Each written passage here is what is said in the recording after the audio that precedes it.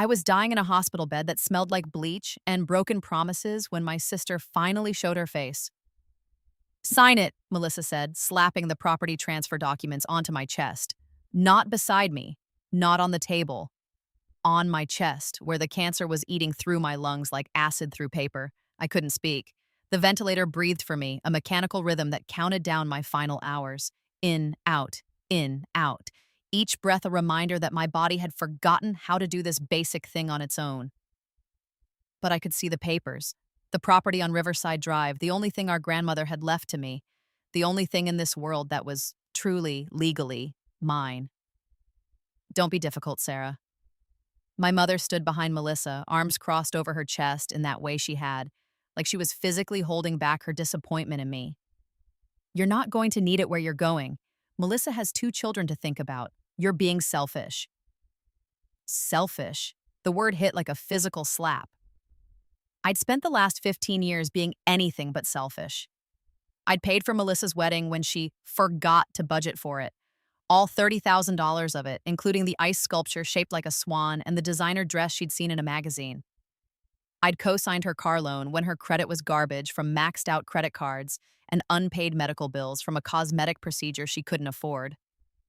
I'd let her move into my apartment rent-free for just a few months that turned into 3 years, during which she'd criticized my furniture, eaten my food, and complained that the water pressure wasn't good enough. And when I got sick, when the doctor said the word cancer and my whole world tilted sideways, when I needed someone to drive me to chemotherapy because I was too weak and nauseated to do it myself, she'd been too busy. Redecorating the house her husband bought, the house I'd helped with the down payment for, $50,000 that I'd been saving for my own future, my own home, given freely because family helps family. My mother grabbed my hand, the one without the IV drip, the one that was nothing but bone and translucent skin stretched tight, and wrapped my fingers around a pen. Her grip was surprisingly strong for a woman who'd spent the last 3 months of my illness complaining about her own back pain, her own fatigue, how hard it was to visit me in the hospital because the parking was expensive. Just sign it, Sarah. Make this easy for once in your life. Through the morphine haze, I tried to pull my hand back, but I was so weak, so tired. My muscles were wasted, barely there. I'd lost 70 pounds in 6 months. I looked like a skeleton wearing a Sarah costume, and it didn't fit right anymore. And they were so insistent, so constant, like waves eroding stone. Melissa's voice, sharp and irritated, treating this like an inconvenience to her schedule. My mother's guilt trips, each one a knife carefully placed between my ribs. Even my father, who'd always been the silent one, standing in the corner by the window and looking out at the parking lot like he couldn't bear to watch, but wouldn't stop it either. Think of the boys, Melissa said, pulling out her phone to show me a picture of my nephews, Tyler and Brandon, 8 and 6, grinning gap-toothed smiles at the camera. They deserve a future. They deserve opportunities. You don't have children, Sarah. You never will. Why should that property go to waste? The cruelty of it was breathtaking. I'd wanted children. I'd had a whole life planned. Marriage, kids, a home filled with laughter and chaos and love. But life had other plans. The cancer had other plans. And now my sister was using my childlessness, my dying childlessness, as leverage to take the one thing I had left. They guided my hand. My mother's grip tight on my wrist, pressing down, Melissa holding the papers steady, my father still looking away, pretending this wasn't happening, pretending he wasn't complicit through his silence. The signature was barely legible, a shaky scrawl that looked nothing like my real handwriting. But it was enough. It was legal. Finally, Melissa breathed, snatching the papers away before I could change my mind, before I could somehow find the strength to rip them up. God, you always have to make everything so dramatic. I wanted to laugh. I was dying at 37, from stage 4 lung cancer despite never smoking a day in my life, and I was making things dramatic. I wanted to scream. I wanted to cry. I wanted to tell them all exactly what I thought of them. To finally say all the things I'd swallowed down for years in the name of being the good daughter, the good sister, the peacekeeper. But I couldn't speak. The ventilator breathed for me, and I had no voice. I died 6 hours later. No one was in the room. They'd all gone home. Melissa had a PTA meeting she didn't want it to miss. My mother said she needed to rest. All this stress was giving her migraines. My father left without saying anything at all. A nurse named Patricia found me. She was the one who turned off the machines, the one who closed my eyes, the one who said, "I'm sorry, honey, you deserved better." She was right. I woke up gulping air like a drowning woman breaking the surface. My chest heaved. My lungs expanded fully, deeply, without the wet rattle that had accompanied every breath in those final months. I could breathe. I could breathe. Sunlight streamed through my window, my old apartment window, the one I'd had before I got sick, before the medical bills forced me to downsize to a studio with water-stained ceilings and neighbors who fought at 3 a.m. This was my real apartment, my good apartment. The two-bedroom with hardwood floors and a kitchen that had actual counter space. I was in my own bed. My queen-sized bed with the navy blue duvet I'd bought from that expensive home store, the one I'd gotten rid of when Melissa moved in, because she said the color was depressing and made me replace it with something beige and boring. My hands flew to my chest, expecting to feel the port for chemo, the hard plastic bump beneath my skin where they'd pumped poison into my veins twice a week. Nothing. My skin was smooth, soft. I pressed harder, searching for the ache that had lived in my bones for 2 years, the deep-down pain that morphine could barely touch. Nothing. I threw off the covers and stood. My legs held me. They were strong, muscled, not the stick-thin appendages that had barely carried me to the bathroom in my final weeks. I walked to the mirror on my dresser, my heart pounding so hard I thought it might burst. The woman staring back at me was young, healthy. Her hair was thick and shiny, not the thin, brittle strands that had started falling out from chemo. Her skin had color, pink and cream, not the gray-yellow of liver failure. Her eyes were bright, clear, not yellowed and sunken. I looked 32, maybe 33. I looked alive. I grabbed my phone from the nightstand, my hand shaking so badly I almost dropped it. The date made my heart stop. May 3rd, 2019, 4 years before my diagnosis. 5 years before my death. I sat there on the edge of my bed for 20 minutes, just breathing, testing my body, pinching myself hard enough to leave marks, slapping my face, standing up and sitting down and standing up again. This wasn't a dream. Dreams didn't have this clarity, this weight of certainty, this perfect recall of another life lived and lost. Somehow, impossibly, incomprehensibly, I'd been given another chance. The realization hit me like a tsunami. I started laughing, then crying, then laughing and crying at the same time, great heaving sobs that shook my whole body. I was alive, I was young, I was healthy, and I knew exactly what was going to happen. I knew that in 18 months, I'd feel a persistent cough that wouldn't go away. I knew that in 2 years, I'd get the diagnosis that would destroy my life. I knew that my family would drain me dry, take everything I had, and leave me to die alone. Unless I changed it. Unless I changed everything. The first thing I did was call in sick to work. I worked at a marketing firm downtown, a mid-level position that paid decently but had no real growth potential. In my first life, I'd stayed there until the cancer forced me out, too comfortable and risk-averse to look for something better. The second thing I did was make an appointment with every specialist I could find. I started with my regular doctor, a kind older man named Dr. Phillips, who'd been my physician for a decade. "I want a full body scan," I told him at my appointment 3 days later. MRI, CT, PD scan, everything. He looked at me over his reading glasses, concerned. "Sarah, those tests are expensive and usually not covered by insurance unless there's a specific medical indication. Are you experiencing symptoms?" "Not yet," I said, "but I have a strong family history of cancer." This was a lie. My grandmother had died of old age at 92. My grandfather had been hit by a bus at 75, perfectly healthy otherwise. But Dr. Phillips didn't know that. "What kind of cancer?" he asked, pulling up my file. "Lung cancer," I said, on my father's side, multiple relatives. Another lie. "I'm terrified, Dr. Phillips. I can't sleep. I need to know I'm okay." He sighed, but I could see him softening. "I can order a chest x-ray and some blood work to start. If anything shows up, we'll go from there." I want a CT scan, please. I'll pay out of pocket if I have to. Sarah, please. I let my voice break. I lost my aunt to lung cancer last year. She was only 40. They didn't catch it until stage 4 and she was gone in 6 months. I can't I can't go through that. I need to know. It was manipulative. It was dishonest. It was all so effective.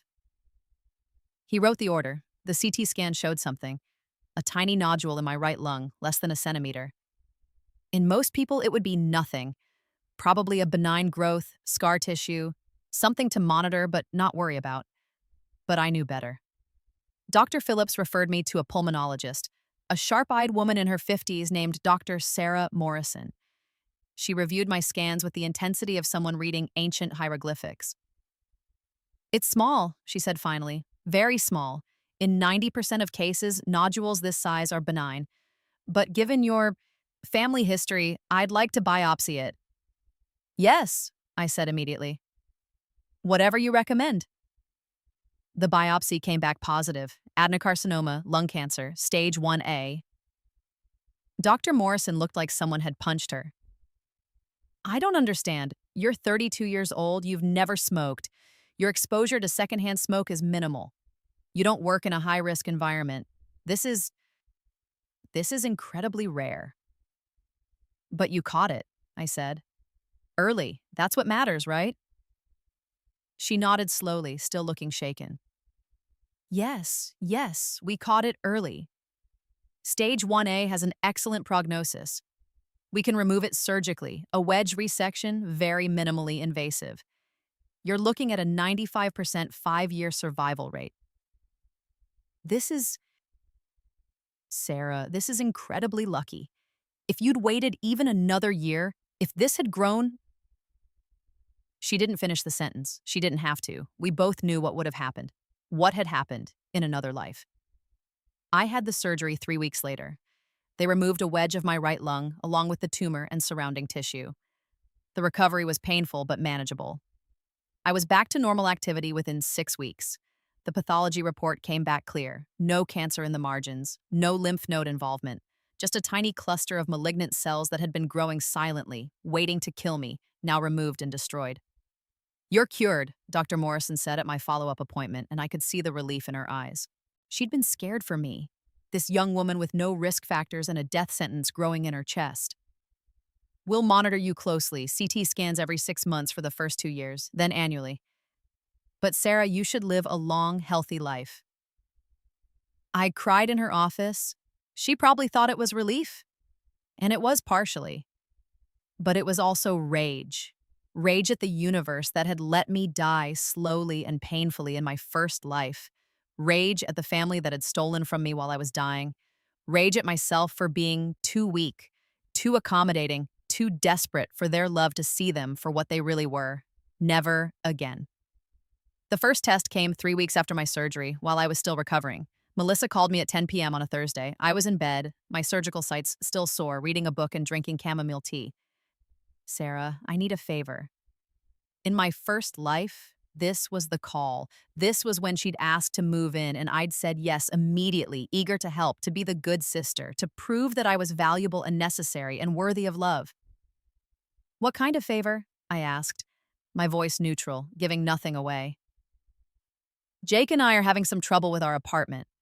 The landlord's being a total dick about renewing our lease, saying we're too loud or whatever, and we need somewhere to stay for a few months while we look for a house. Can we crash with you?" I could picture her face, the expression she always wore when asking for things, a blend of entitlement and manipulation, the assumption that I'd say yes because I always said yes. "No." The silence stretched so long I checked to see if the call had dropped. It hadn't. I could hear her breathing, confused, processing. "What?" she finally said. I said no. My apartment isn't big enough for 3 people, Melissa. It's a 2-bedroom. You have plenty of space. And I use the second bedroom as an office. I work from home 3 days a week. I need that space. This was true. I did work from home. But in my first life, I'd given up my office, worked from the couch or my bedroom, contorted my life around hers because that's what good sisters did. Not this time. You could work from the living room, Melissa said, her voice taking on that edge, that sharpness that usually made me back down. Sarah, this is temporary, just a few months. It's never temporary with you, Melissa. Last time you needed somewhere to stay, temporarily, it was for 3 years. That was different. I was between jobs, and the economy was shit. And I let you live rent-free while you spent your unemployment checks on Michael Kors bags and girls' trips to Vegas. Another silence. This one felt dangerous. Are you seriously bringing that up right now? Her voice was tight, angry. I paid you back for that. You paid me back $300 out of the $15,000 you owed me in rent and utilities.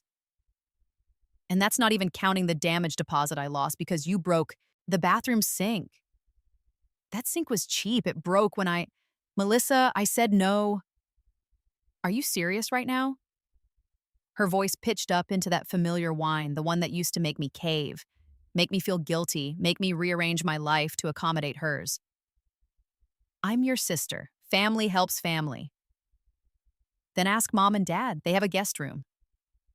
Their place is in the suburbs. Jake's job is downtown. We can't commute that far every day. Sarah, don't be like this. Don't be selfish.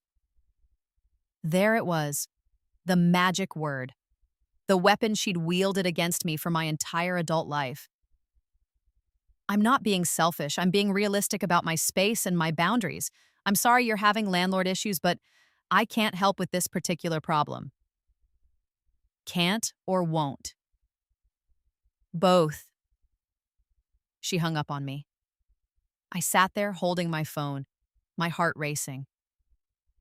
In my first life, I would have been crying by now, feeling terrible, already composing a text to apologize and take back my refusal.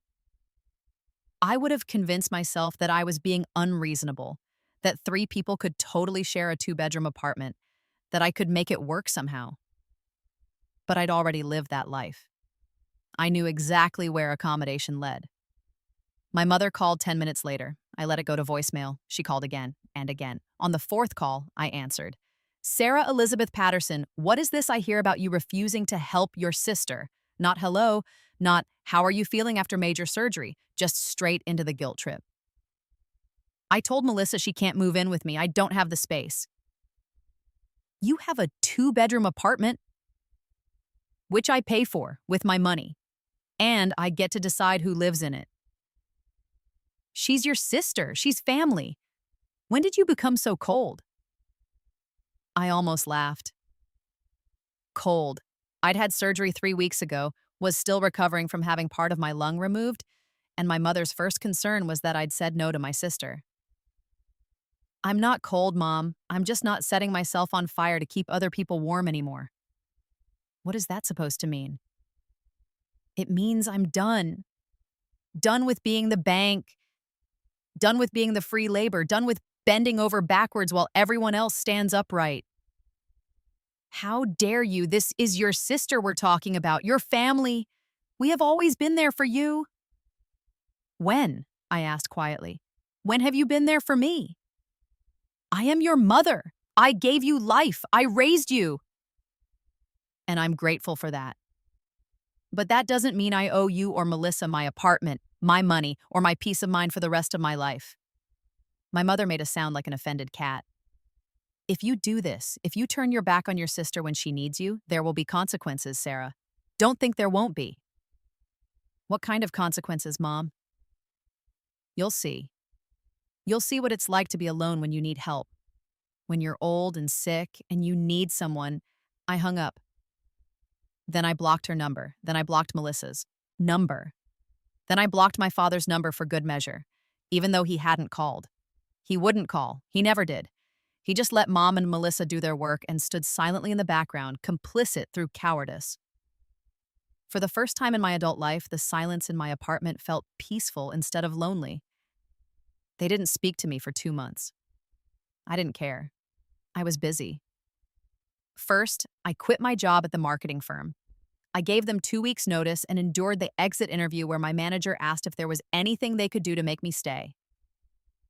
Pay me what I'm worth, I said. We're already paying competitive wages. You're paying me $62,000 a year to do work that you bill clients $200 an hour for. I generate approximately $400,000 in revenue annually for this company, and I'm compensated with less than 16% of that. No, you're not paying me competitively, you're exploiting me. His face went red. That's not the overhead, is not my problem. I'm done subsidizing your profit margins. I started freelancing. I knew from my first life that the demand for marketing consultants was high and the pay was better. Within 3 weeks, I had 4 clients. Within 2 months, I was making double my old salary and working half the hours. I should have done this years ago. But in my first life, I'd been too scared. Too worried about stability, about benefits, about having a real job that my family could understand and approve of.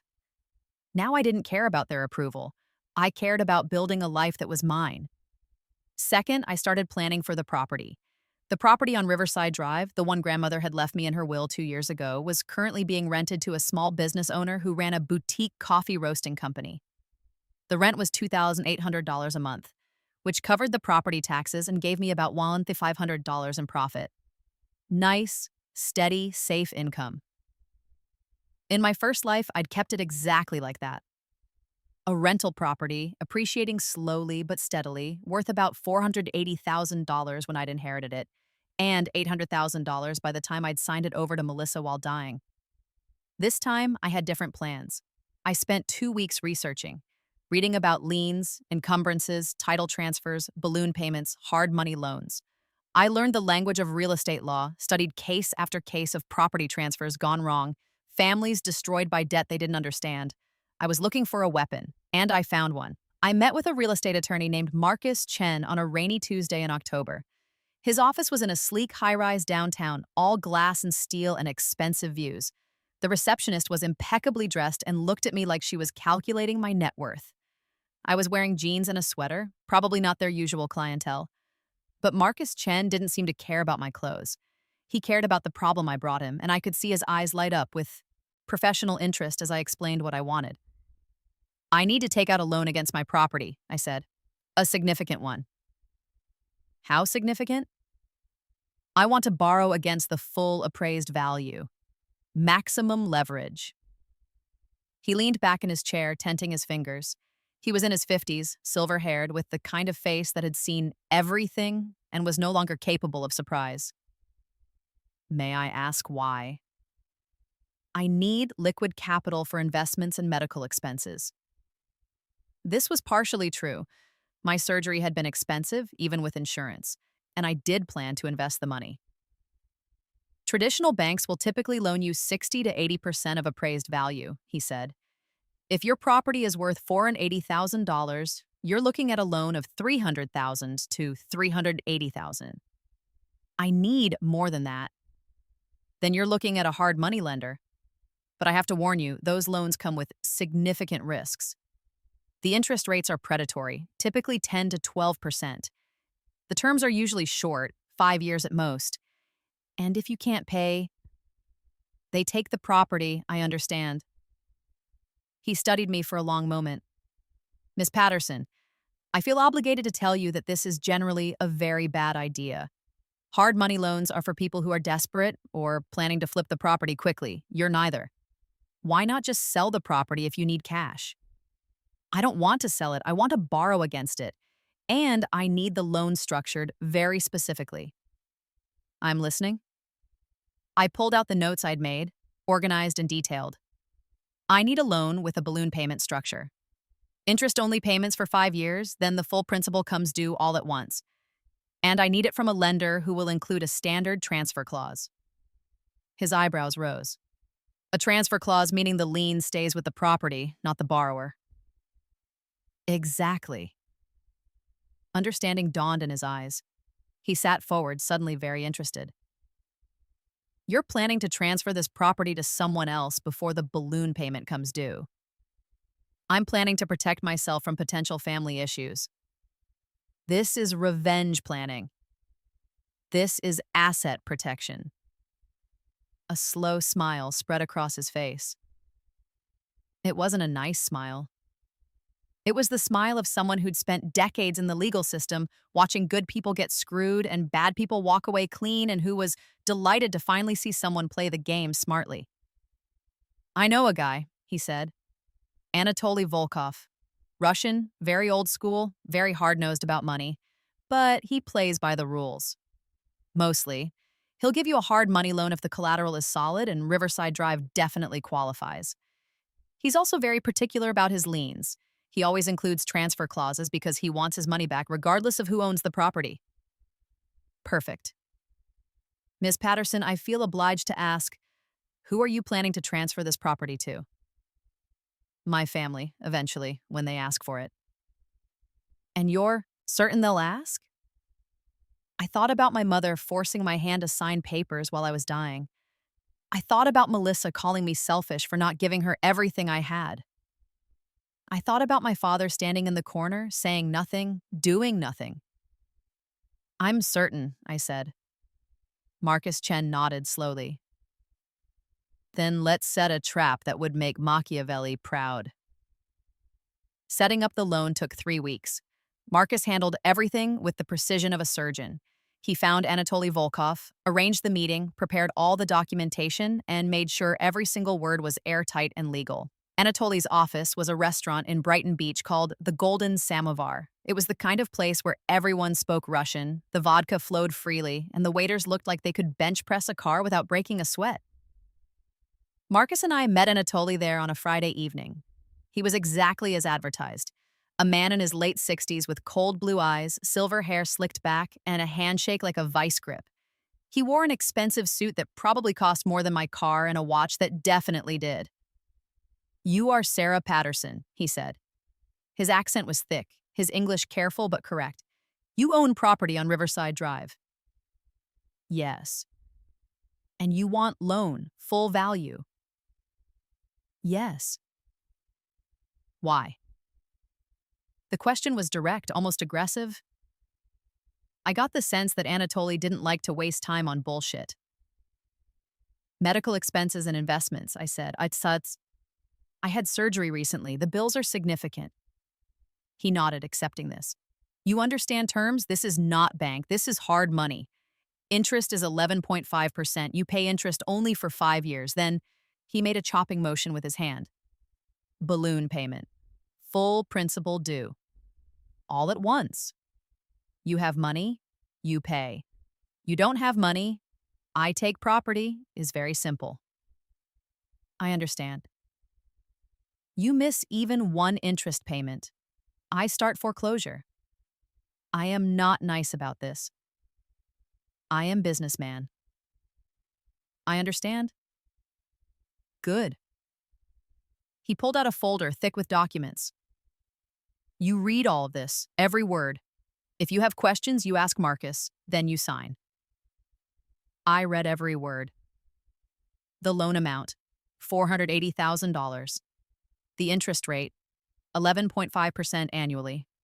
The monthly payment, $4,600 interest only. The term 60 months, with a balloon payment of the full principal due on October 1st, 5 years from now. And there, in Section 7, subsection C, was the clause that made this all worth it. In the event of property transfer, sale, or change of title, all terms and conditions of this loan shall remain in effect.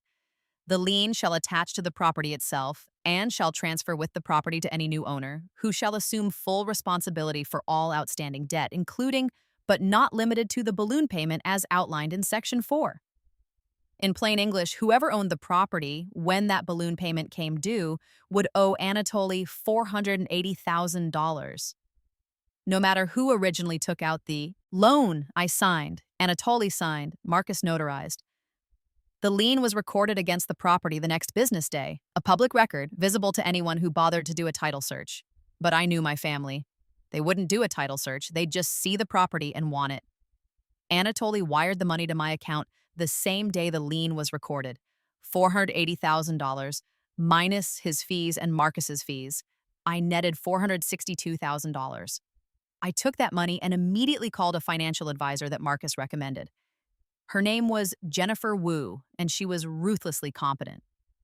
I have $462,000 to invest, I told her, and I need it to grow as safely as possible over the next 5 years.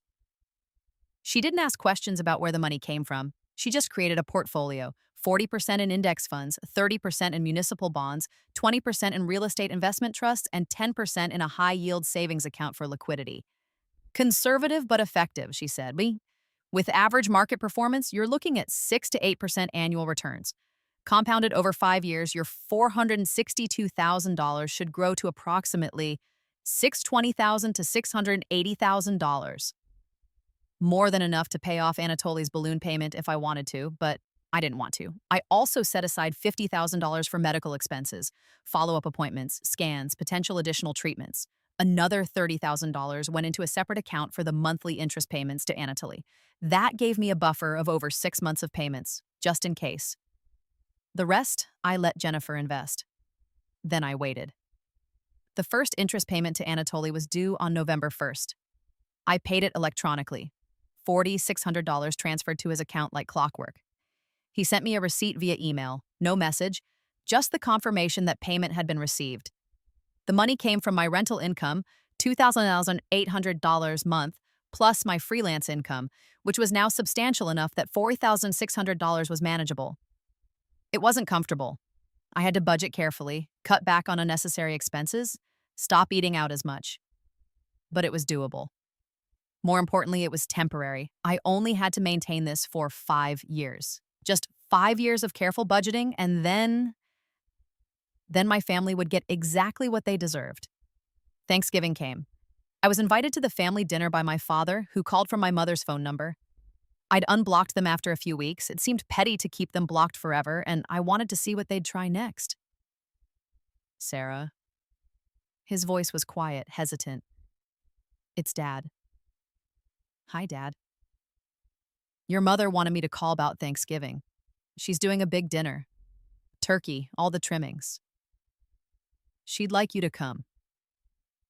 In my first life, I would have said yes immediately, grateful to be included, relieved that the silent treatment was over.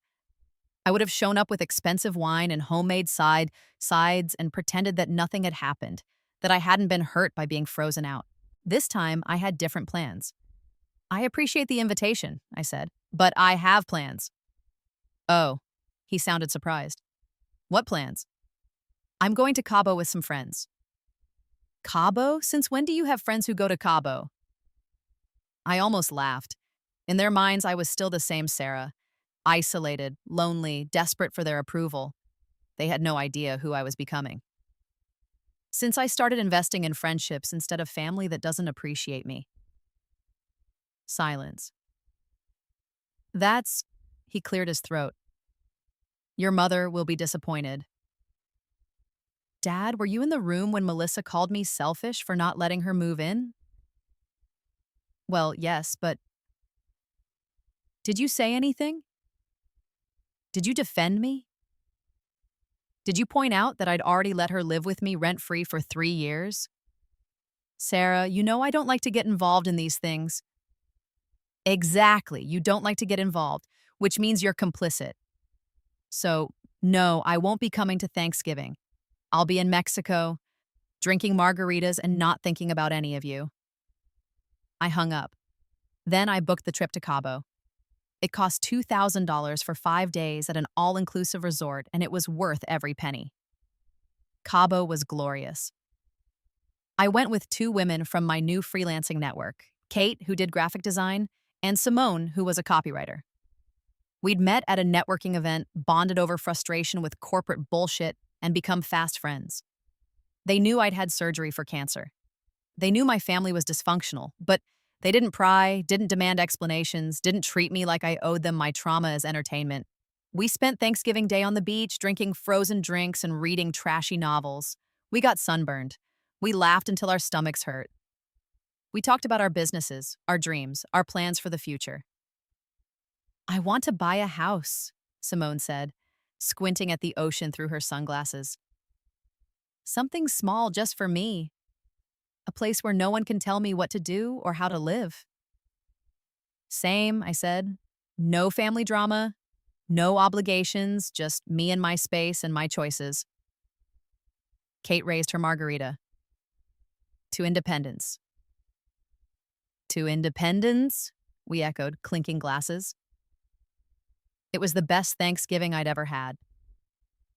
I came back from Cabo, tanned, relaxed, and ready to move forward with my life. My mother left me 3 voicemails while I was gone, each one progressively more guilt-trippy. Voicemail Chan 1. Sarah, it's Mom. Just calling to see if you've changed your mind about Thanksgiving. We'd love to see you. Call me back. Voicemail 2. Sarah, this is getting ridiculous. I don't know what's gotten into you lately, but this is your family. We love you. Please call me back. Voicemail 3.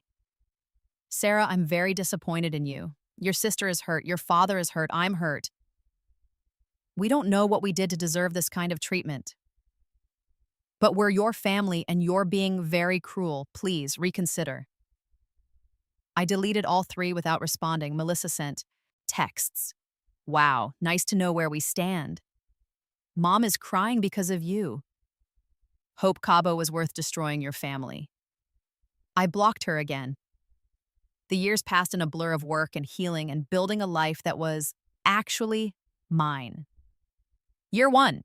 I've expanded my freelance business, hired a part-time assistant, and raised my rates. My income doubled. I moved to a nicer apartment, a 3-bedroom with a balcony and a view of the city. I adopted a rescue dog named Charlie, a golden retriever mix who slept at the foot of my bed and made me laugh every single day. I kept making the interest payments to Anatoly, $4,600 a month, like clockwork. He sent receipts. We never spoke. My family reached out sporadically, birthdays, Christmas, Easter. I sent cards. I was polite but distant. I didn't visit. I didn't lend money. I didn't offer help. Year 2, my cancer remained in remission. Dr. Morrison was thrilled with my progress. You're a miracle patient, she said at my 2-year follow-up. Whatever you're doing, keep doing it. I started running. First just a mile or 2, then 5, then 10. I trained for and completed a half marathon, something that would have been impossible in my first life, when cancer had stolen my lung capacity and my strength. I dated. Nothing serious, just casual relationships with people who made me laugh and didn't ask for money or emotional labor I couldn't afford to give. It was refreshing to date as a whole person instead of a walking wound. The property on Riverside Drive continued to appreciate. By the end of year 2, it was worth approximately $550,000. The market was booming, tech companies moving into the area, driving up property values. I kept making those interest payments. The balance on my loan never decreased, $480,000 in debt, unchanging, waiting. Year 3, I hired 2 more freelancers and officially incorporated my business, Patterson Marketing Solutions, LLC. I got an office space, business cards, a website. I was legitimate, professional, successful.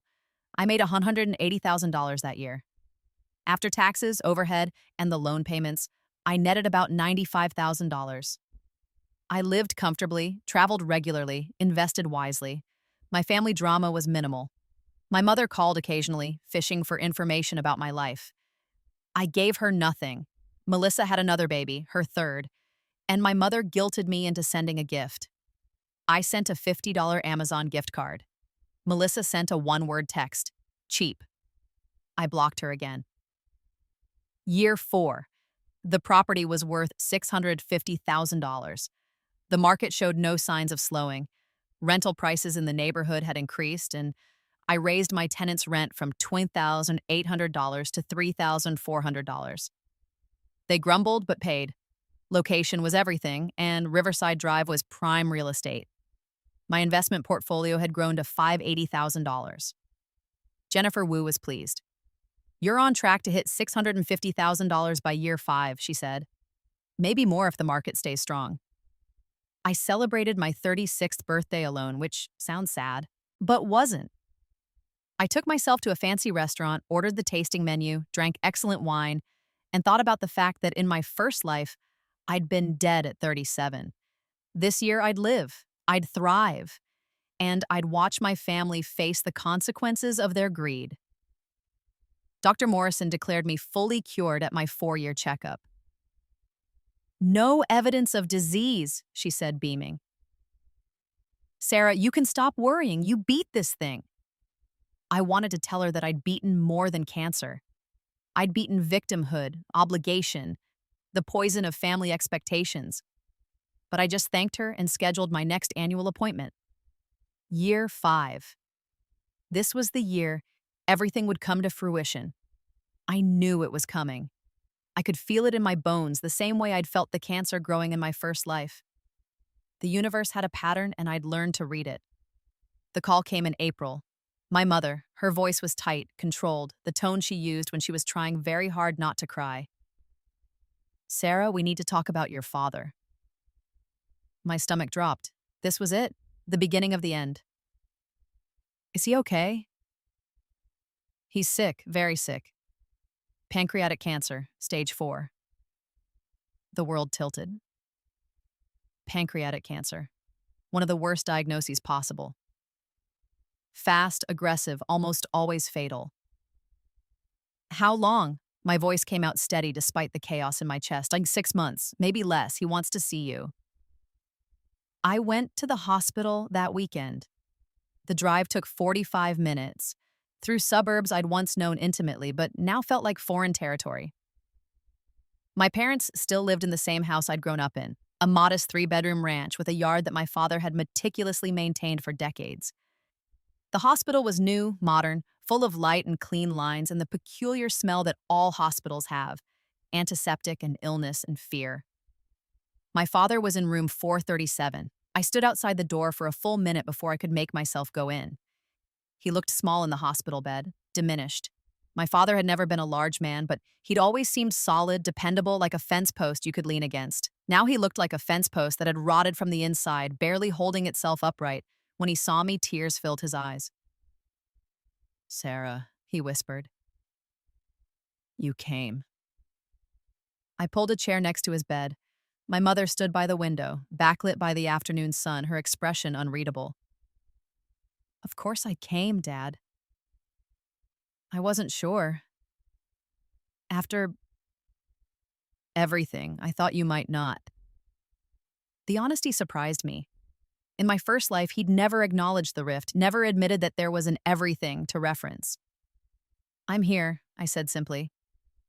We sat in silence for a while. My father's eyes drifted closed, and I thought he might have fallen asleep, but then he spoke again. I'm sorry. For what? For not protecting you, for being weak, for letting your mother and sister. He trailed off, unable or unwilling to finish. I didn't help him. I wanted to hear him say it. For letting them take advantage of you, he finally managed. I saw it. I knew it was wrong, but I didn't stop it. I never stopped it. My mother made a sound like an offended cat, but my father held up a trembling hand. Let me finish, Linda. His voice was weak but firm. I need to say this. Sarah, you were always the easy one. The capable one. You didn't need us the way Melissa did. Or we told ourselves you didn't, because it was easier than admitting that we favored her, that we let her use you. Robert, my mother started, but he ignored her.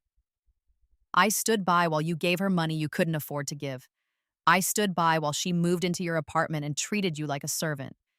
I stood by when you got sick, when you needed us, and we weren't there. He was crying now, actual tears rolling down his sunken cheeks. I don't deserve your forgiveness. I know that. But I needed to say it. Before I don't have the chance. I looked at this dying man, this father who'd failed me in every meaningful way, and I felt not forgiveness exactly, but a kind of sad understanding. He'd been weak, complicit, cowardly, but he'd also been human. I appreciate the apology, I said carefully. He nodded, seeming to understand that appreciation wasn't the same as forgiveness, and he didn't deserve more. Then he said, Sarah, I need to ask you something. And I knew what was coming. We need help. The medical bills, They're destroying us. The insurance won't cover experimental treatments, and we've been paying out of pocket. We've gone through the savings, the retirement fund. We took out a second mortgage on the house. We're drowning. My mother stepped forward. We might lose everything, Sarah. The house, our security, everything we've worked for. How much do you need? I asked, though I already knew the answer. 200,000. Maybe more. My father's voice broke. I know I don't deserve to ask. I know I have no right. But your mother, I don't have that kind of liquid cash, I said. This was true. My investments were healthy, but pulling out $200,000 would trigger penalties and taxes. But you have the property. My mother's voice was sharp now, the false sympathy dropping away. The one Grandma left you. Sarah, it's worth $750,000 now. The market's been incredible. If you sold it, I'm not selling it. Then take out a loan against it. Use it as collateral for your father, for your family. I looked at her, really looked. She'd aged in the 5 years since I'd last spent significant time with her. Lines around her mouth, gray in her hair that she'd stopped dying.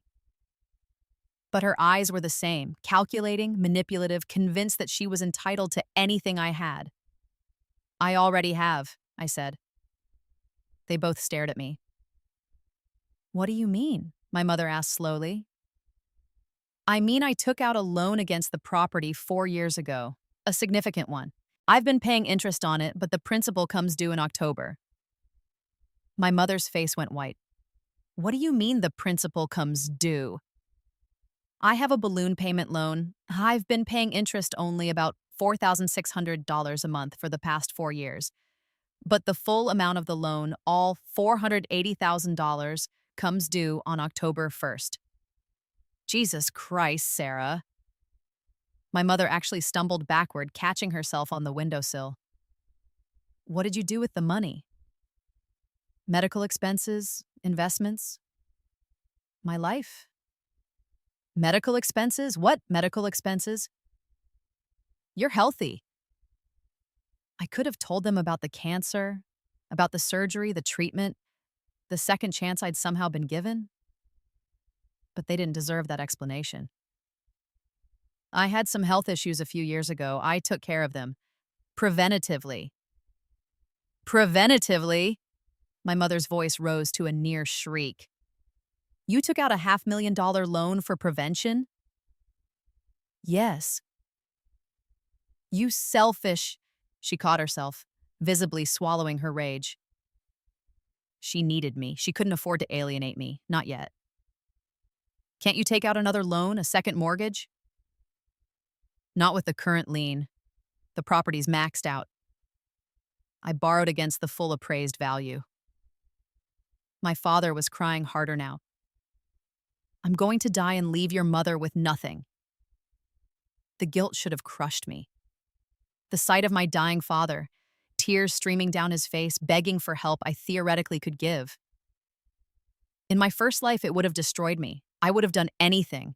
Sold the property, drained my investments, taken on more debt, anything to ease his suffering. But I'd already died once. I knew exactly where that road led. I'm sorry, I said, and I meant it. I was genuinely sorry that he was dying, sorry that they'd mismanaged their money, sorry that life was unfair and cancer didn't care about who deserved it, but I wasn't sorry enough to save them. Please, Sarah. My father reached for my hand with his skeletal fingers. Please. I'm begging you. I can't help with this, Dad. I truly can't. The loan is structured in a way that I can't access more equity, and I need what I have invested for my own future. What future? My mother spat. You don't have children. You don't have a husband. What future are you protecting? Mine, I said simply. I stayed for another hour, sitting with my father while he drifted in and out of sleep. My mother stood by the window the entire time, radiating fury and resentment and betrayal. When I left, she followed me to the elevator. This isn't over, she said. You will help us, one way or another. I've told you everything I can do, which is nothing. That property should have gone to me in the first place. Your grandmother was senile when she made that will. She didn't know what she was doing. This was a lie. Grandmother had been sharp as a tack until the day she died at 92. She'd left me the property specifically because she knew I'd take care of it. Because Melissa had already asked her for money one too many times and been refused. Take it up with the courts then, I said. Though I should warn you, contesting a will from 6 years ago when the testator was demonstrably competent, it is expensive and almost never successful. The elevator arrived. I stepped in. You're just like her, my mother said. Cold, selfish, caring more about money than family. If you really believed that, you wouldn't be asking me for $200,000. The doors closed on her furious face. My father died in June. The call came at 4 a.m. from a nurse at the hospice facility. He'd been moved there 2 weeks earlier when home care became impossible. Melissa had wanted him to stay at the house, but she wasn't willing to actually provide care, and my mother was too frail herself. Mr. Patterson passed peacefully in his sleep, the nurse said. Would you like to come say goodbye? I didn't. I'd already said everything that needed saying, but I went anyway, because even though he'd failed me, he was still my father. He looked peaceful, like he was sleeping. Someone had closed his eyes and folded his hands over his chest. He looked like a picture of a dead person, staged and unreal. My mother was there, red-eyed and exhausted. Melissa arrived 20 minutes after me wearing pajamas and a coat, her hair unbrushed. He's really gone, Melissa whispered, staring at the body. Yes, I said. We stood there, the three of us, looking at the man who'd connected us and never quite protected any of us from each other. We should plan the funeral, my mother said finally. Her voice was flat, exhausted. Something nice. He deserves something nice. I'll pay for it, I said. They both looked at me, surprised. I'll pay for the casket, the burial plot, the service, whatever you want, within reason. Within reason, my mother repeated bitterly. I'm not paying $30,000 for a mahogany casket and a reception for 200 people. But I'll pay for something dignified and appropriate. That's what Dad would want. In the end, it cost $15,000. A nice casket, cherry wood, simple but elegant. A plot in the cemetery next to where Grandmother was buried. A small service with about 40 people, mostly old friends from Dad's work, some cousins I barely knew. The pastor said nice things about my father. About his dedication to his work, his love for his family, his quiet strength. It was all true. As far as it went. It just didn't mention the parts about his cowardice, his complicity, his inability to stand up to the women in his life. But funerals aren't for truth. They're for comfort.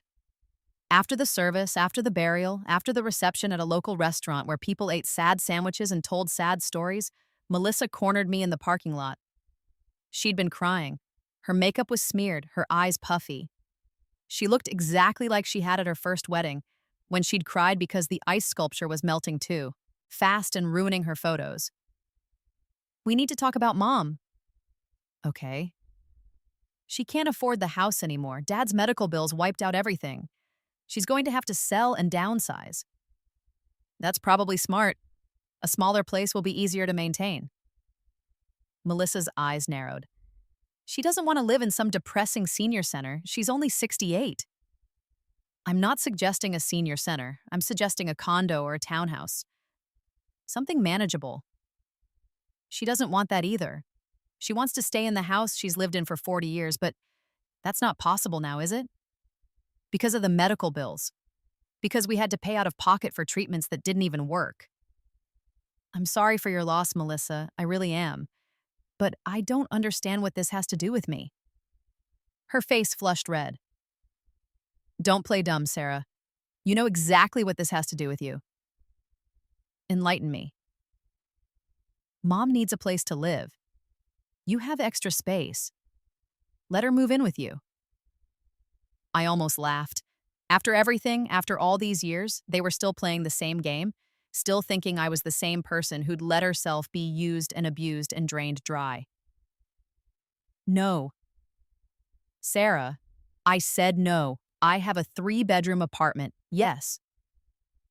but I use one room as an office, one as a guest room, and one as a bedroom. I don't have space for a permanent roommate. You could make space. You could give her the guest room, work from a coffee shop or something.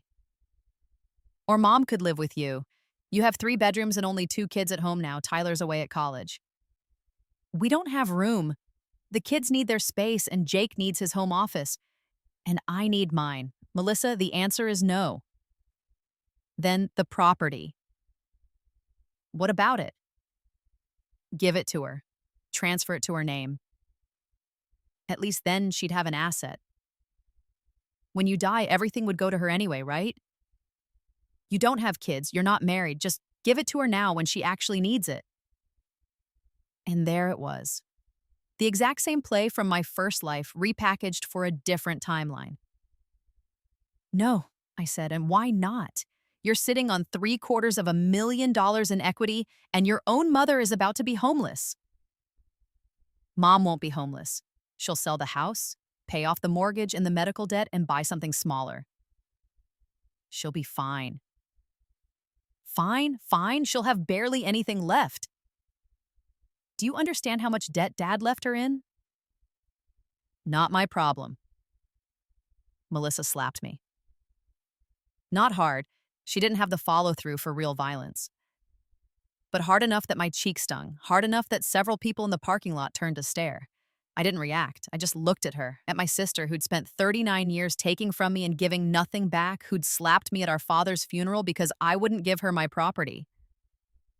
Touch me again, I said quietly, and I'll press charges. You bitch. You cold, selfish bitch. Is that all? That? Property should have been Mom's. Grandma only left it to you because you manipulated her. Grandma left it to me because she knew you'd waste it, which, based on this conversation, was good judgment. I hope you die alone, Sarah. I hope you get sick again, and there's no one to take care of you, and you finally understand what it's like to need help and have no one give it. Too late, I thought. I've already lived that life. Goodbye, Melissa. I got into my car and drove away. My mother called 2 days later. I want to apologize for Melissa's behavior at the funeral, she said, her voice carefully controlled. She was grieving. We all were. Emotions were running high. Okay. I know you and I haven't always seen eye to eye. I know I've favored Melissa. I see that now. She needed more, and you were always so independent, so capable. I thought you didn't need me. This was the same script she'd used in my first life, word for word almost. A manipulator's playbook, worn from use. I needed you, I said. You just weren't looking. She sighed, a long-suffering sound. I'm looking now. I'm asking now. Sarah, I'm in trouble. Real trouble. Your father's medical debt is crushing me. I'm going to lose the house. I need help. What do you want me to do? Let me be part of your life again. Really part of it. And let me help you manage your property. Melissa told me about the loan, about the balloon payment coming due. That's a terrible situation, Sarah. You could lose everything. I'm aware of the risks. What if I took over the property? If you transferred it to my name, I could manage it, use the rental income to make the interest payments, and when the balloon payment comes due, I could sell it or refinance it. You wouldn't have to worry about it anymore. And what would you get out of this arrangement? She had the grace to pause, to pretend she was considering. Well, if there's any equity left after the loan is satisfied, that would help me get back on my feet, buy a small condo, have some security. But the important thing is protecting your asset, making sure you don't lose everything. Very generous of you. I'm your mother, Sarah. I want to help you. I let the silence stretch. Let her think I was considering it, weighing my options, falling for her concern. Transfer the property to you, I said slowly, and you'd manage it until the balloon payment comes due. Exactly. And if we can't pay the balloon payment, at least the property stays in the family. I could try to negotiate with the lender or sell it if necessary, but this way, you're protected. What happens if you can't sell it in time or can't negotiate with the lender? Then, then I'd lose it, but at least you wouldn't be the one losing it. At least you wouldn't have that on your credit, that failure. It was almost touching how she tried to frame this as protecting me. Let me think about it, I said. Don't think too long. That balloon payment is in October. That's only 4 months away. I'll let you know. I called Marcus Chen the next day. They took the bait, I said. I could hear the smile in his voice. What did they offer?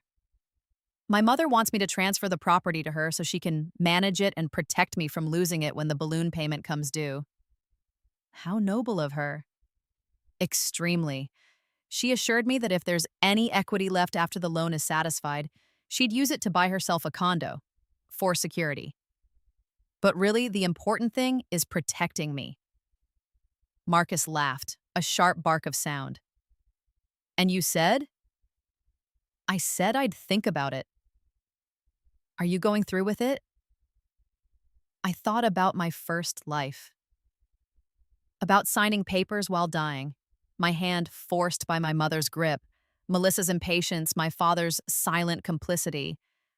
About the property they'd stolen from me while I couldn't fight back. About dying alone because my family couldn't be bothered to show up. Yes, I said, I'm going through with it. Then let's make this airtight. I don't want any possibility of them claiming they didn't understand what they were taking on. What do you recommend? Full disclosure. A quitclaim deed with explicit language about the lien. An acknowledgement form that they've been informed of the debt and understand that they're assuming it. Maybe even have them initial next to the balloon payment clause. Won't that scare them off? Unlikely. People see what they want to see. They'll see a property worth $750,000 and a debt of $480,000, and they'll do the math. That's $270,000 in equity minus selling costs. They'll still clear $200,000, maybe more if the market holds. They'll convince themselves it's worth the risk. And if they try to sue me later, they won't have a case. Everything will be documented. You'll have disclosed the debt explicitly. They'll have signed documents acknowledging they understand the terms. They'll have no legal recourse. Then let's do it. The transfer took 3 weeks. Marcus prepared the documents with exquisite care. Every clause airtight, every contingency covered. The quitclaim deed transferring the property from me to my mother. The disclosure form listing the lien, the amount, the interest rate, the balloon payment date. The acknowledgement that she understood the debt and was assuming full responsibility for it. My mother came to Marcus's office on a Wednesday afternoon in July. She wore her good dress, the navy one she saved for church and special occasions. She'd done her hair and makeup. She looked respectable, grieving, desperate. Perfect. Mrs. Patterson, Marcus said, shaking her hand. Please, have a seat. She sat. I sat next to her, playing my role perfectly. The daughter who wanted to help, who was trusting her mother with her most valuable asset. Sarah has explained the situation to me, Marcus began. You'll be taking ownership of the property at 1247 Riverside Drive, along with all the associated debt and obligations? Yes, I want to help my daughter. This balloon payment is hanging over her head, and I can't stand to see her so stressed. Very admirable. Let me walk you through the documents. He went through each one slowly, clearly. The quitclaim deed, the disclosure form which listed the loan amount, $480,000, the interest rate, 11.5%, the monthly payment, $4,600, and the balloon payment date, October 1st, 2024, just under 3 months away. Do you understand these terms? Marcus asked. Yes. And you understand that by accepting this property, you're also accepting responsibility for this debt? Yes. Including the balloon payment of $480,000 due in full on October 1st? Yes, I understand. But I'll sell the property before then, or refinance. I have options. Marcus glanced at me. I nodded slightly. He continued. Mrs. Patterson, I need to make absolutely clear that this debt transfers with the property. If you can't pay the balloon payment, the lender will foreclose. You could lose the property entirely. I understand the risks. And you're willing to accept them? Yes. I'm trying to help my daughter. That's what mothers do. Marcus slid the documents across the desk. Then please review these carefully and sign where indicated. She signed. Every page, every line, wherever he indicated. She didn't read carefully. I could see her eyes skimming, impatient to get through the formality. She saw the word transfer and the property address and her name, and that was enough. She initialed next to the balloon payment clause. She signed the acknowledgement that she understood the debt. She dated everything. Congratulations, Mrs. Patterson, Marcus said, handing her the deed. You're now the owner of 1247 Riverside Drive. She beamed, literally beamed. Thank you so much. This means the world to me, to our family. I said nothing, just sat there with a small, sad smile, playing the role of the grateful daughter. We left the office together. In the parking garage, she hugged me, the first time she'd hugged me in years. Thank you, Sarah. Thank you for trusting me with this. I know things have been difficult between us, but we're family. Family takes care of each other. Yes, I said, we do. The property transferred on July 15th, 2024. The balloon payment came due on October 1st, 2024. 78 days. I left the country. I booked a trip to Bali, a month-long stay at a beautiful resort on the beach. I told my mother I needed a break, needed to clear my head after the stress of the transfer and Dad's death. She approved, told me I deserved it, told me to relax and not worry about the property because she had it handled. I left on September 15th. I was sitting on a beach chair, drinking a mango lassi and watching the sunset, when my phone rang on October 1st. What did you do? My mother's voice was a shriek, so loud I had to hold the phone away from my ear. In the high-nepinese background, I could hear Melissa yelling too, and what sounded like a man with a thick Russian accent speaking in heavily accented English. I'm sorry, what's happening? I asked calmly. The lien, the loan. There's a man here saying I owe $480,000. He says it's due today. Oh, that. Yes, Anatoly. He holds the loan on the property. The balloon payment was due today. You said it was your loan. It was. But the lien transfers with the property. You own the property now, so you own the debt. It's all in the paperwork you signed. This is fraud. This is illegal. Actually, it's not.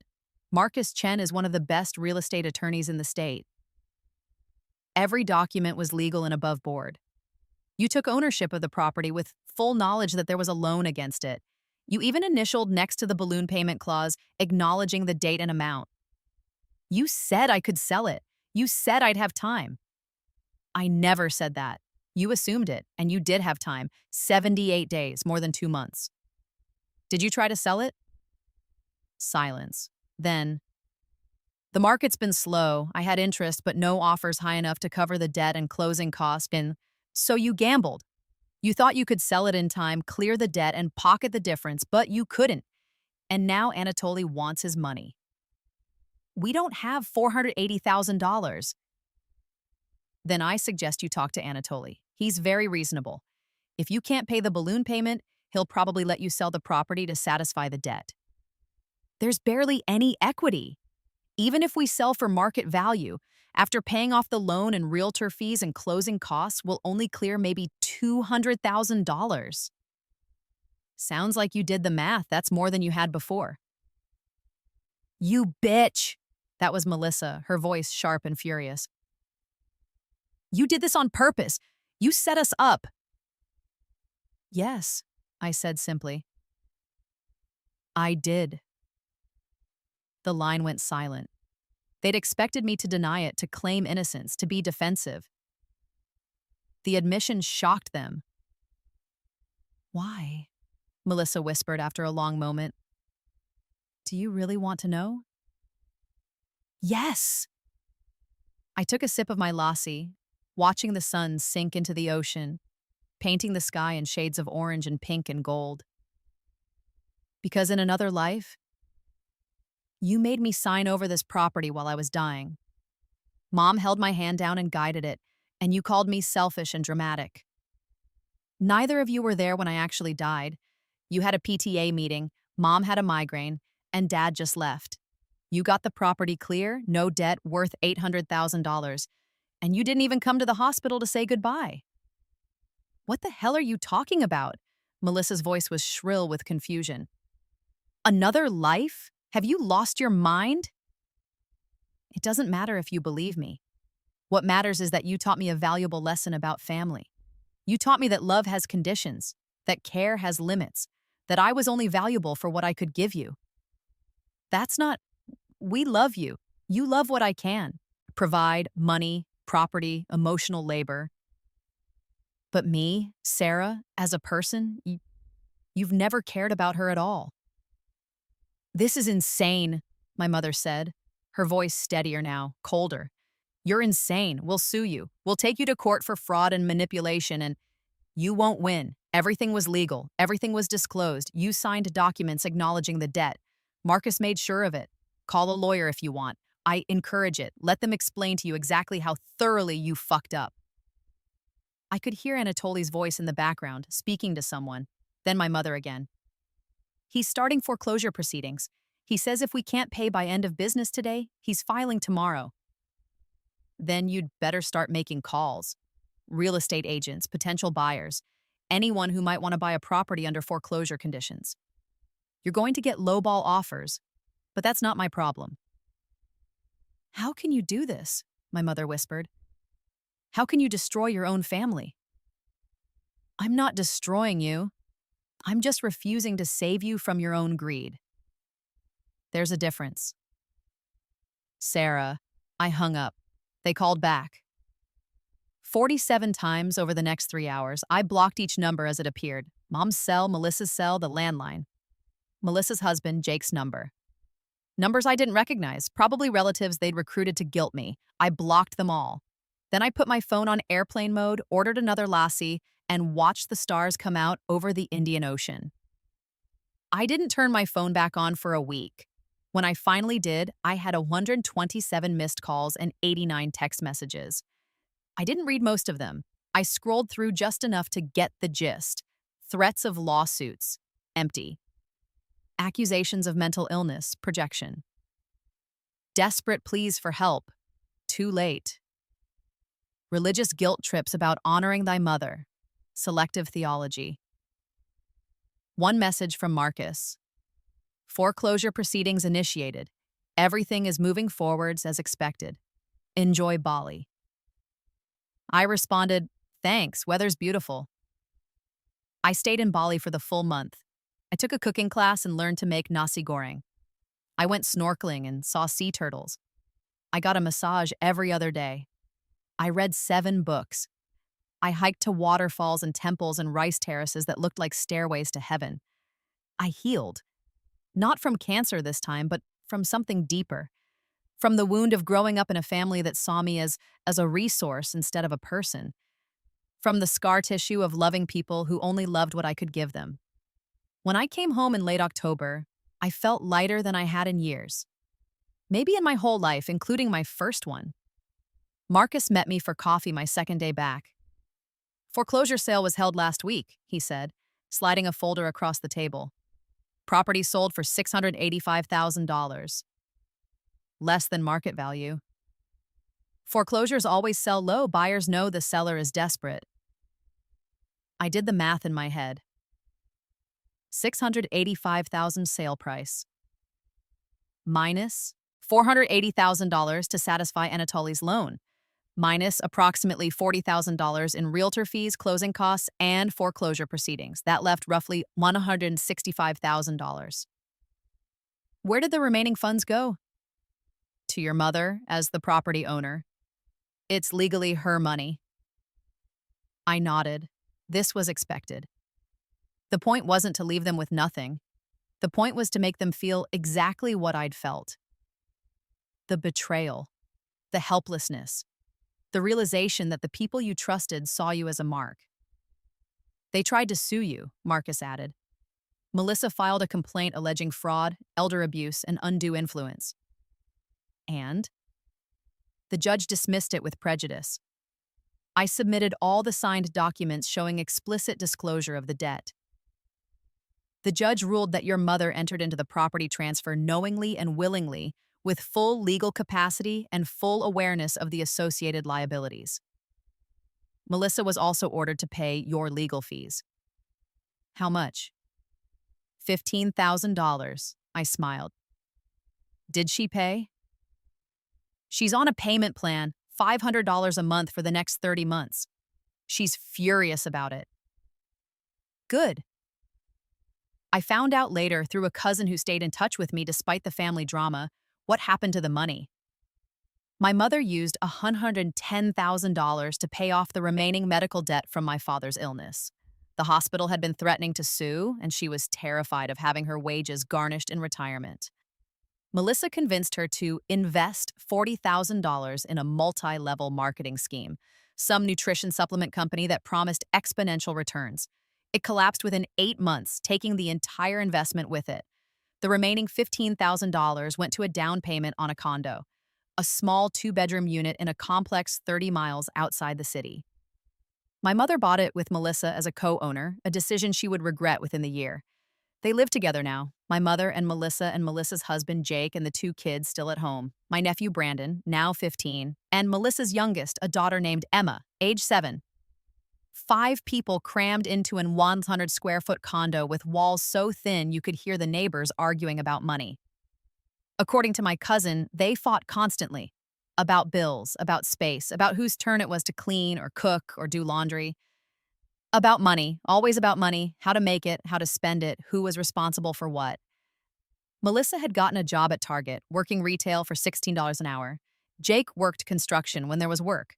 My mother survived on Social Security and a tiny pension from my father's old job. Between the 3 of them, they made about $65,000 a year. It was enough to survive, but not enough to thrive. My cousin said my mother looked 10 years older, that she'd developed a tremor in her hands and took medication for anxiety, that she barely spoke anymore, just sat in front of the TV watching old game shows and looking defeated. Melissa had gained weight and lost her hair, stress and hormones, and cheap food taking their toll. She'd aged badly, lines around her mouth and eyes, a perpetual expression of anger and resentment. They blamed me for everything. I was the villain of their story.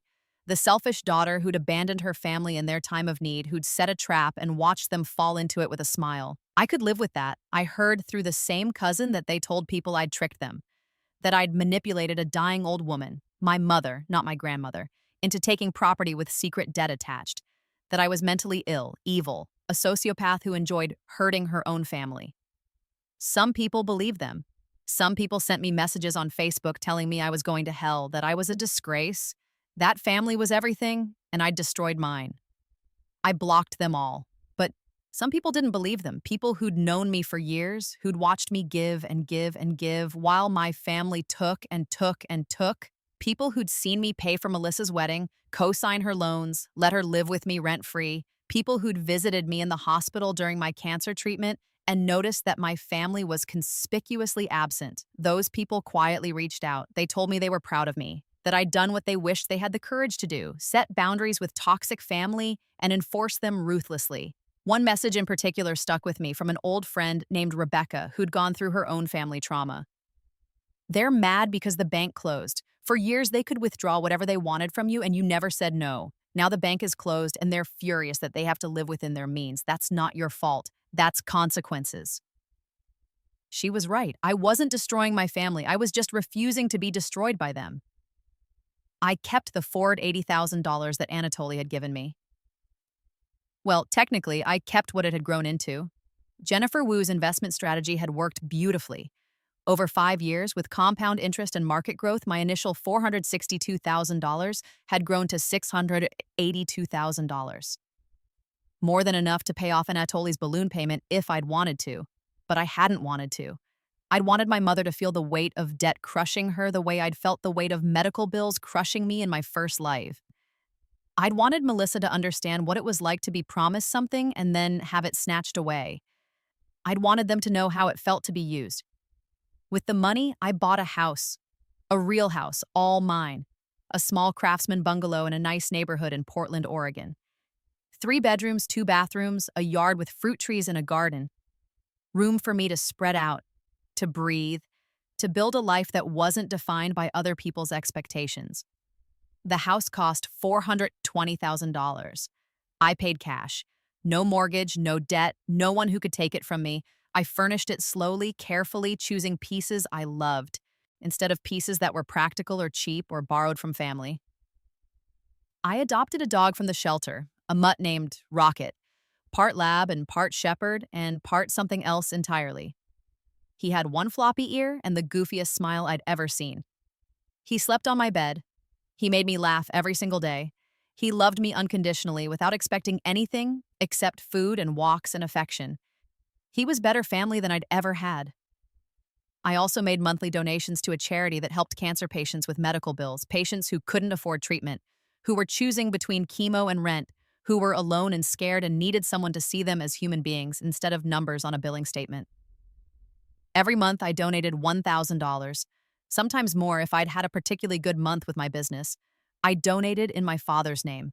He'd been weak, complicit, unable to stand up to my mother or protect me. He'd stood by while they forced me to sign away my property while dying. He'd left the hospital room before I'd died because it was easier than watching. But in his final days, he'd apologized. He'd admitted his failures. He'd died knowing he'd been wrong.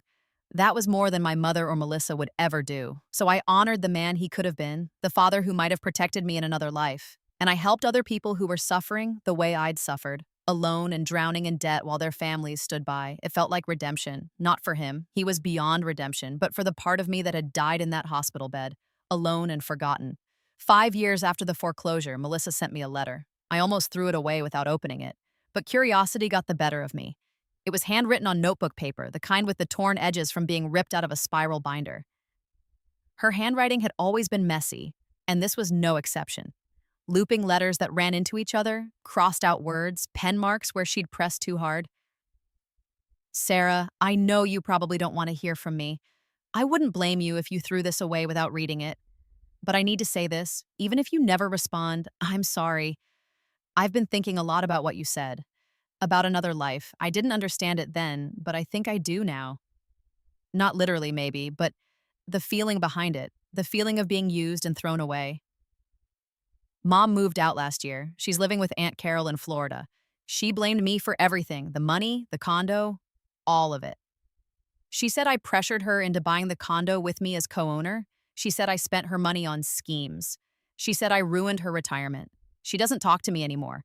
She sends cards at Christmas, but they're just signed with her name. No message. No love. Just Linda. It's funny. I finally understand what you tried to tell me. That being family doesn't mean you're entitled to someone's life. Their money, their property, their fucking peace.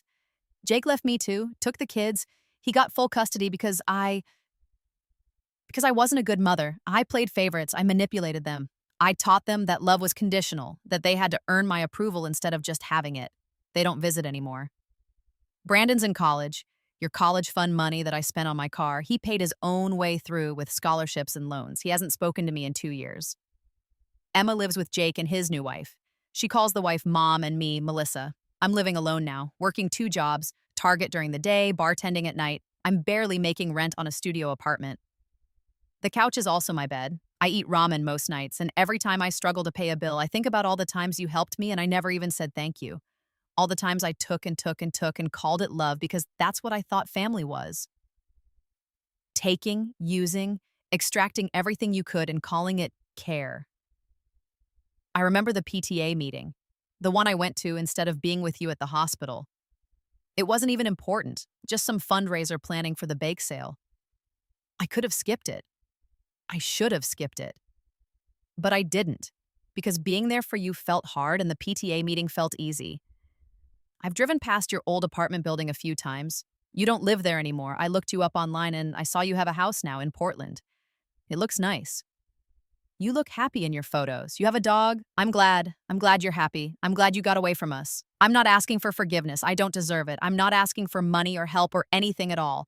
I know better now than to expect anything from you. I just wanted you to know that I finally get it. I finally understand that I spent my whole life draining you dry and calling it family, that I watched you give and give and give, and I never once thought about what it cost you. I just thought you were supposed to do it because that's what little sisters were for, to take from their older sisters and never give back. I was wrong about all of it. I'm sorry. I hope you're happy. I hope you're healthy. I hope you never think about me or mom or any of us ever again, because that would mean you're finally free. Melissa, I read the letter 3 times, sitting at my kitchen table with Rocket's head resting on my feet, warm and heavy and comforting. The letter was genuine. I could feel it in every messy word, every crossed out phrase. Melissa had finally hit bottom, finally lost everything, and in that loss, she'd found clarity. But clarity didn't erase history. I thought about responding for a long time. Days, actually. I drafted multiple versions in my head. Kind ones, cruel ones, ones that split the difference. In the end, I wrote back. Just once. Melissa, I appreciate your apology. I believe you mean it. But an apology doesn't erase what happened. It doesn't give me back the years I spent being your safety net, your bank, your emotional support animal. It doesn't undo the fact that you participated in forcing me to sign away my property while I was dying. That happened. In this life or another, it happened. And I remember. I don't forgive you. Maybe I will someday, but not today. Maybe not ever. But I do hope you've learned something from all of this. I hope you treat the next person in your life better than you treated me. I hope you understand the difference between love and extraction now, and I hope you build a life that's yours, not one that depends on taking from others. You said you hope I'm free. I am. I've been free since the day I stopped setting myself on fire to keep you warm. Don't contact me again. Sarah. I sent it and then blocked her email address. I never heard from her again.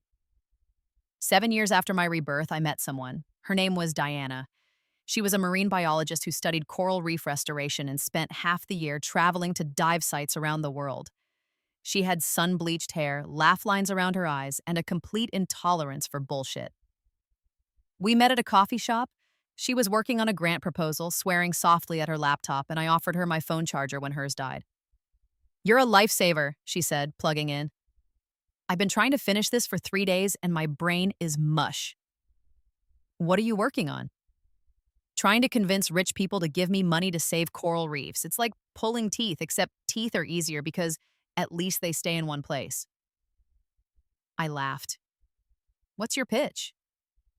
"Coral reefs support a quarter of all marine species, protect coastlines from erosion, provide food and income for millions of people, and are disappearing at an alarming rate because humans are assholes. Give me money to fix it." Compelling. Right? And yet somehow it's not working. Apparently, rich people want something called data and measurable outcomes instead of just my passionate ranting. We talked for 3 hours. She missed her grant deadline. She didn't care. We went on a date the next week, then another, then another. On our 3rd date, she asked about my family. "We're estranged," I said simply. "Want to talk about it?" "Not particularly." "Cool. Want to hear about the octopus that escaped its tank at my research facility instead?" "Because I have a story about an octopus that made it halfway to the ocean before we caught it, and it's way more interesting than family drama." I laughed, feeling something loosen in my chest. "Yes, tell me everything about the escape artist octopus." She did. She told me about Otto, a giant Pacific octopus who'd learned to unscrew the lid on his tank, who'd waited until the night shift security guard fell asleep, who'd made his break for freedom across 40 feet of linoleum floor before being discovered near the back exit. "We found him trying to open the door," Diana said, still laughing at the memory, like he'd watched us do it and thought he'd figured it out, which, honestly, he probably had. Octopuses are terrifyingly smart. "What happened to him?" "We put him in a tank with a locked lid. He unscrewed that too eventually. We had to start locking it with a padlock.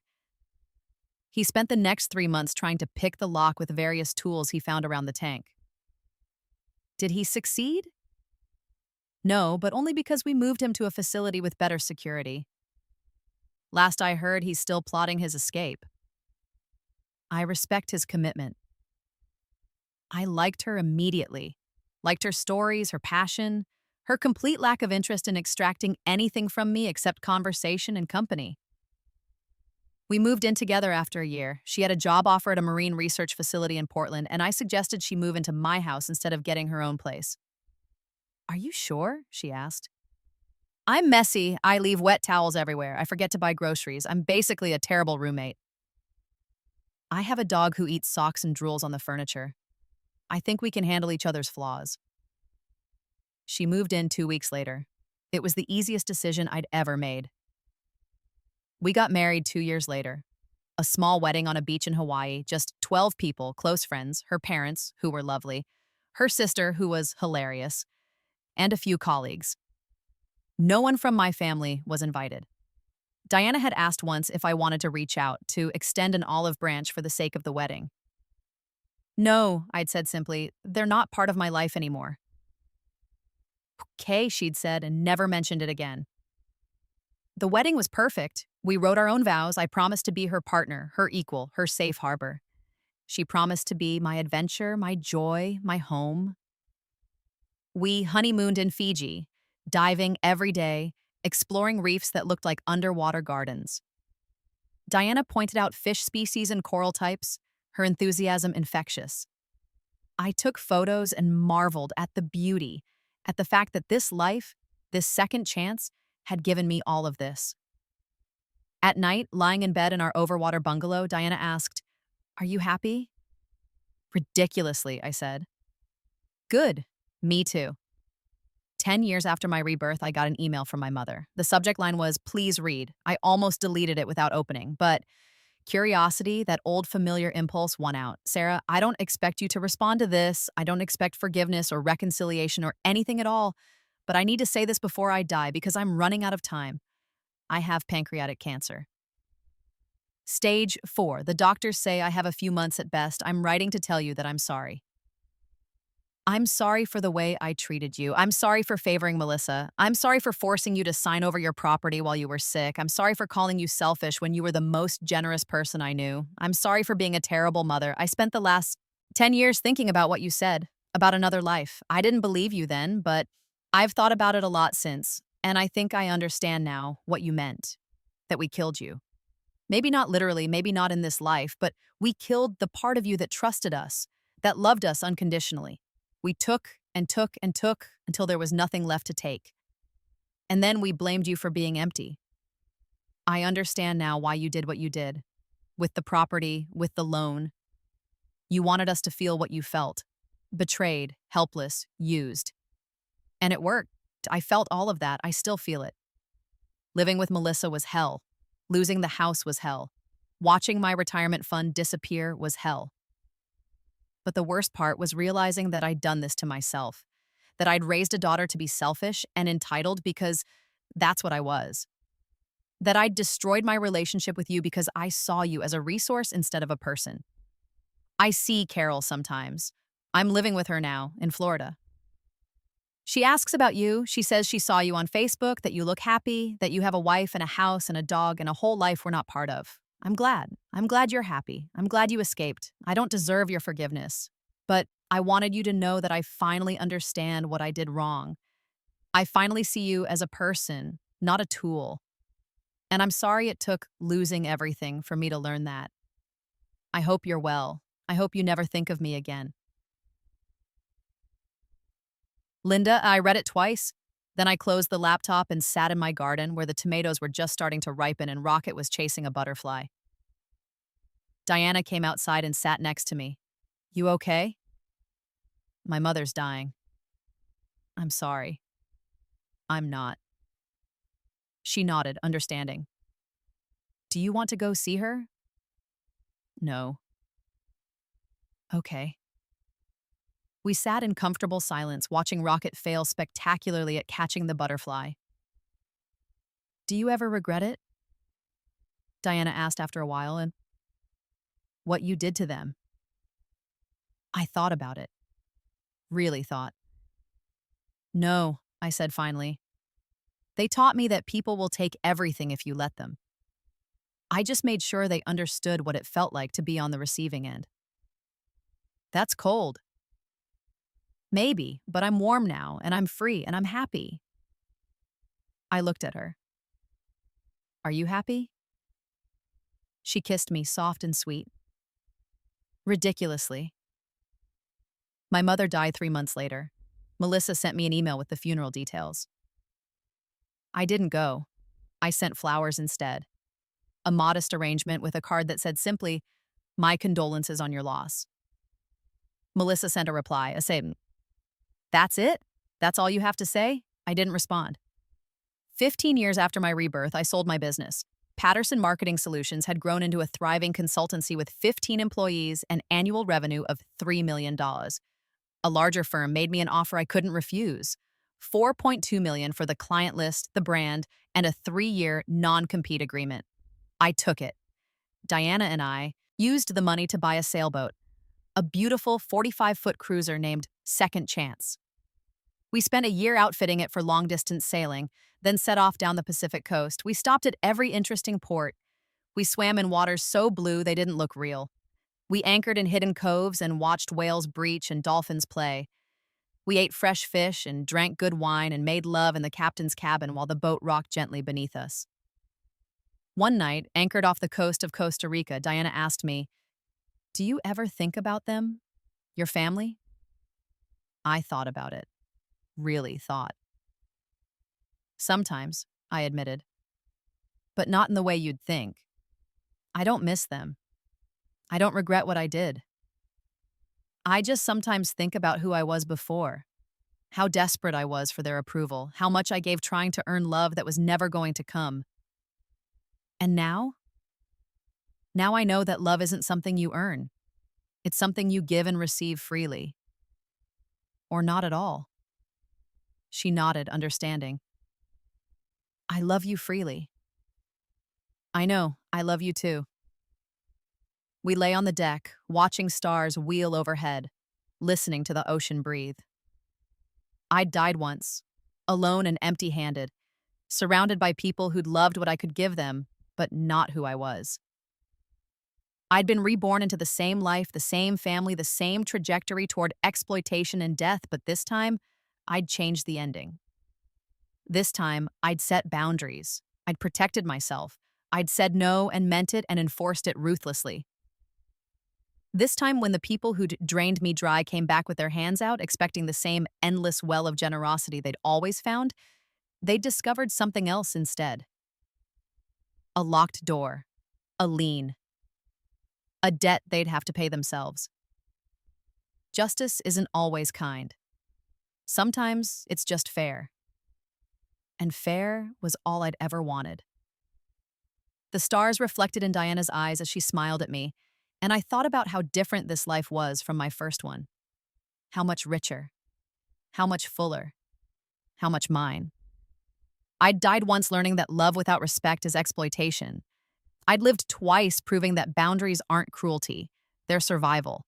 And I'd finally found people who loved me not for what I could provide, but for who I was. That was worth more than any property, more than any revenge, more than anything I'd left behind.